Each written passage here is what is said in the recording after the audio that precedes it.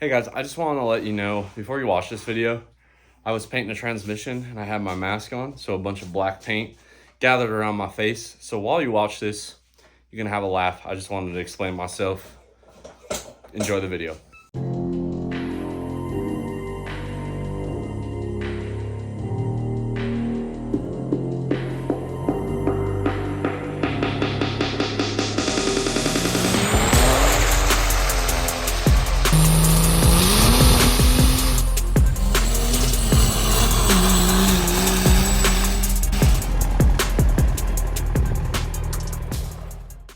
Hey guys, welcome back to the channel. Today we are just gonna cover the new engine build for our essentially pro mod at this point, our quad cab truck. So I know I alluded to it, but a lot of you guys always seem to like it when I do these parts breakdown videos. So we will kind of do a rough one here real quick. This video should be pretty short.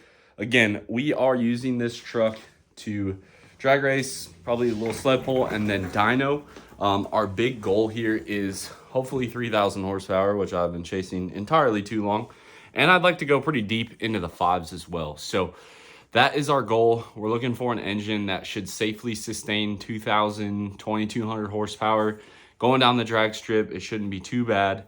And then maybe a couple dyno glory passes of 3,000. So if I had to guess on where this engine would fail, it's going to be the same problem that every cast block does, going like this, just literally splitting the block. Billet, maybe when I finally come to the conclusion that I am done trying to say I could drive it on the street, because even now I technically could, but it's dangerous. Anyway, we'll go to a billet block, but for right now, we're going to stick with our tried and true cast wet deck plate. This one was prepared for us by Wagler, and then I did the finish machining on it. So moving on, we still have to obviously prep the block with the oil galley passage mods, all that stuff, but this is our block. Again, this came from Wagler Competition Products. This has their deck plate kit. So what a deck plate is essentially, I can actually unwrap this because we won't need this anymore for a while. What a deck plate is essentially this spot up here. Now there are a few companies that offer it. Freedom Racing Engines, Wagler Competition Products, D&J Precision Machine, New Performance Auto, Apex Diesel, and I might Industrial Injection.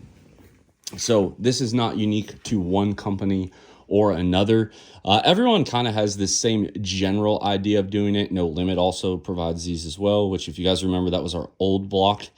And this is usually how they come. They come affixed with this 1-inch deck plate. Now this 1-inch deck plate essentially makes the cylinder 1 inch taller. Okay, now to compensate for that, I would say the most common way to do it is to use a 1 inch longer connecting rod, which is right there.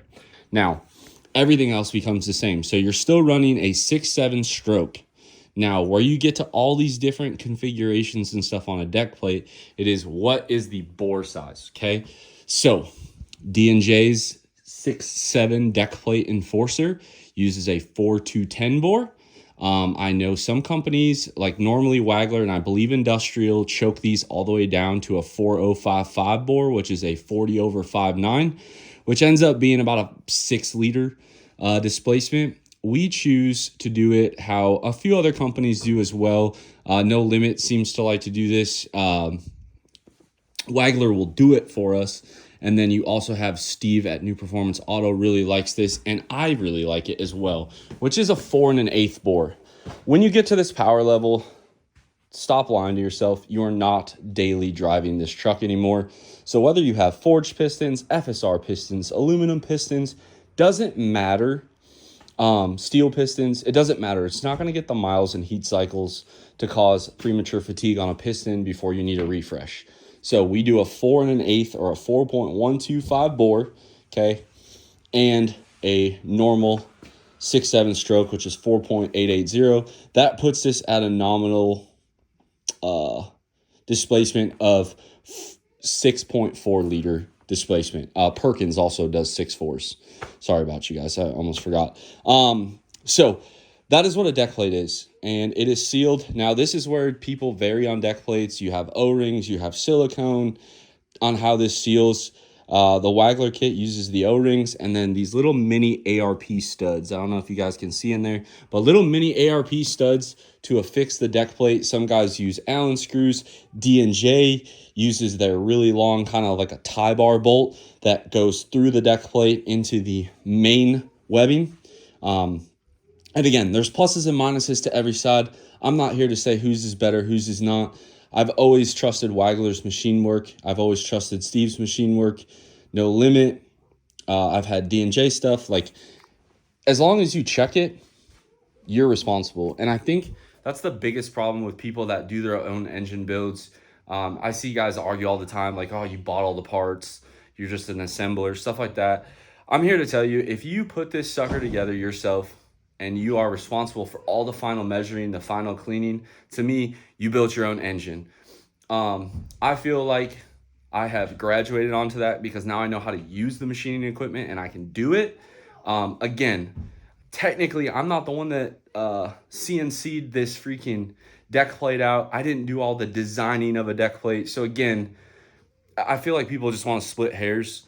At the end of the day, if you assemble the engine and it runs good and it does what you want, congratulations, you're an engine builder. Because I can tell you right now, if you take all of these parts out of the box and install them just the way it is, this engine's not going to run. Those rings are going to butt. There's going to be dirt in here. You have to measure, okay? So with this, we're running a stock 6.7 Cummins crank. I got out of Wisconsin. It's right here. We're going to have to TIG weld the gear. For connecting rods, again, guys, we are using the Waggler 1 inch longer rod. I can't say enough good about the Waggler connecting rods. I love them. They are my favorite. The only substitute I would run for a Waggler rod is a D&J rod. Again, just kind of who you want to support, stuff like that. No hate. I just really have had great luck with Waggler rods. All right, sorry about that. We had a really cool rainbow. Now, moving on. For our pistons, okay, we have a set of Diamond 4 1/8 bore narrow bowl 6.7s. Now, this is a piston that I have asked Diamond to make. Again, I'm happy to sell them to you. I'm not trying to gatekeep. This is just what we've worked on over many revisions. This is the ring stack I like, the compression I like, the valve pockets I like. I use a button cap style wrist pin retainer. So there's no E-clip, C-clip, spiral lock. It is a button cap. Oh my goodness, there we go, right here. So instead of that, this rides on the cylinder wall. Very, very clean kind of deal here. We run total seal rings. I run a 5/16 top, 16th second ring, and a 3/16 oil ring. And then this is our pins here. Let me cut this box open for you guys. Right here. Oh my goodness, hold on. All right, on the wrist pin, we run a DLC coated wrist pin.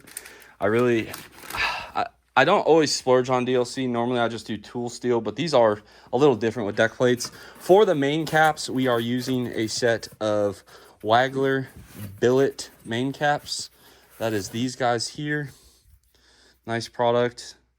Say Waggler on it. We also are running Waggler's girdle as well. I'm really hoping that I find a loose dowel somewhere or I'm going to have to steal one. And for our cylinder head, not shown because it's in a box, we have our very wrong spelled name from our friends over at Industrial Injection, but we are running essentially their Shredder series race head.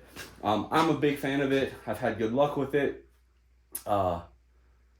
My favorite head for 4 1/8 bore, hands down.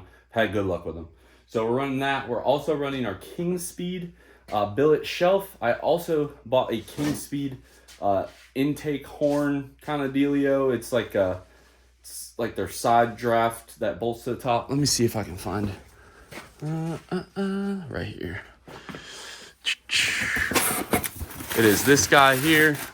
So we are running this on their intake. So we are full King Speed. Chase over there is just such a good dude to work with. For push rods, we're reusing our Mantons. Rocker arms, we have OEM Cummins rocker arms, Manton Trunnions. we are going to run the valve springs that Industrial sent. That's their race series. For vibration, we're running a Suncoast flex plate and a fluid damper with a max power kit.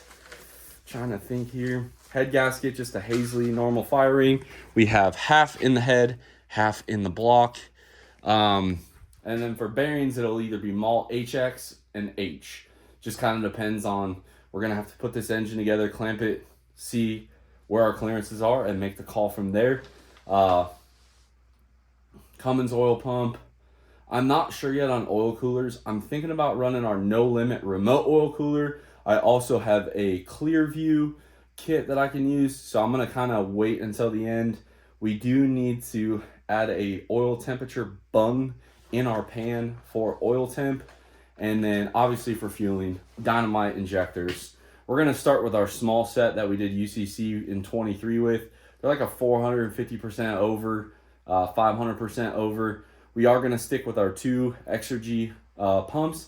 And then new for this engine that we've never done, you guys saw us put it on but never use it. We're using Steve Burton from New Performance Auto's dual pump cover. So instead of running our one pump on a factory cover and our other cover up here, or pump up here, they'll both be down here. We're also going to run our modified dynamite connecting tubes, our modified dynamite rail, and we will dual feed the rail as well. Last but not least, for cams, we're running a No Limit. This is a 207, 220-ish cam with our DLC coated tool steel tappets. I've had really good luck with No Limit cams, especially on these big builds. We've spun just crazy RPM. They always come out looking good. I'm a big fan of the steel No Limit cams. Now, the last thing, we have a set of deck plate head studs, ARP 625 14 mil head studs from our good friends over at Hazley Machine. So pulling a little bit from everywhere. The last thing, we're going to put some billet freeze plugs on it. Again, we are, this is not a filled block. Coolant can run through it. Like I said, I'm not sure what coolant we're going to run, if we're going to run coolant, but it is a wet block. The last thing I just noticed too, Wagler drills and taps all your oil galley plugs. That's a really nice feature to have from Wagler, so I appreciate them doing that. We'll put our billet rear freeze plugs, our billet side freeze plugs on, and hopefully get this engine started, guys. The last thing, we're going to run our stainless Comp T6. We do have new wastegate flanges to weld on there, as well as new turbos from Forced Inductions. Bigger turbos should make more power, right? And I think that's it.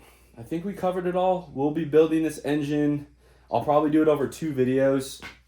I'll be honest with you guys, I'm going to do all the cleaning and painting and all that stuff, all the prep work without filming, just because it's so much to film, so much to edit, and it's a lot easier to just do it all and recap it. And then we will film the engine. Again, probably 2 short block and then putting everything together.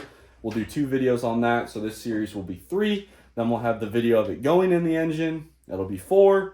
Hot retorque, break-in, cutting the oil filter open. I promise not to cut any corners. You guys will get to see it as it unfolds. So give this one a big thumbs up. Drop your comments down below. Subscribe if you are not already. And as always, guys, I will catch y'all on the next one.